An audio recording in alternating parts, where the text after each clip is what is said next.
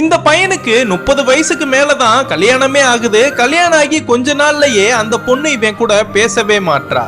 நீ ஏன் என் கூட சரியாவே பேச மாட்டேன்னு இந்த பையனும் அந்த பொண்ணு கிட்ட கேக்குறான். எனக்கு இந்த கல்யாணத்திலே விருப்பம் இல்ல, நான் வேற ஒரு பையனை லவ் பண்றேன், நீங்க எங்களை சேர்த்து வைக்க முடியுமான்னு இவளும் அவன் கிட்டயே கேக்குறா. இதனா கேக்குற இவனுக்கு என்ன பேசுறதுன்னே தெரியாம ரொம்ப கஷ்டப்படுறான். அப்பதான் இவனுக்கு நடந்த பிளாஷ்பேக் நினைச்சு பாக்குறான். இவன் ஸ்கூல்ல படிச்சுட்டு இருக்கும் போது ஒரு பொண்ணுக்கு ப்ரப்போஸ் பண்ணிருப்பான். ஆனா அந்த பொண்ணு நான் வேற ஒரு பையனை லவ் பண்றேன்னு இவன் கிட்டயே வந்து சொல்லி இருப்பா.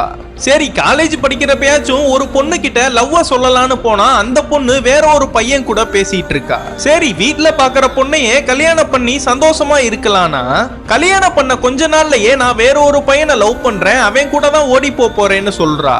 இவனும் அவங்க ஒய்ஃபை கூட்டிட்டு போய் அவங்க மாமனார் கிட்ட நடந்த எல்லா விஷயத்தையுமே பேசுறான். உங்க பொண்ணை என் தலையில கட்டி வச்சு என் வாழ்க்கையை ஏன் நாசமாக்குனீங்கன்னு கேக்குறான்.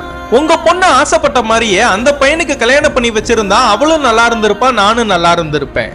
ஒரு பிடிக்காத பொண்ணுக்கு என்ன கல்யாணம் பண்ணி வச்சு என் வாழ்க்கையை பாழாக்கிட்டீங்களேன்னு இவனும் புலம்புறான்.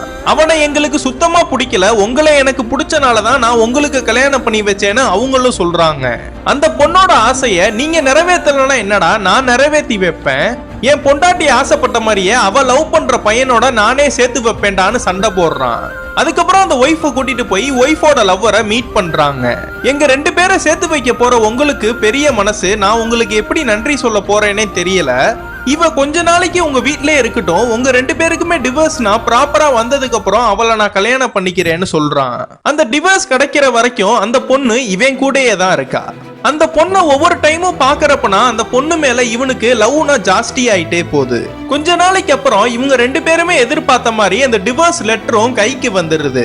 இவன் அவங்க வீட்டுல ஹனிமூன் போறதா போய் சொல்லி இந்த பொண்ணை கூட்டிட்டு போய் அவளோட லவர் கூட சேர்த்து வச்சிடறான். இவங்க 2 பேருக்குமே நல்லபடியா ரிஜிஸ்டர் ஆபீஸ்ல கல்யாணமும் ஆகுது. ஆனா இவனோட வாழ்க்கை தான் பாழா போயிடுச்சு.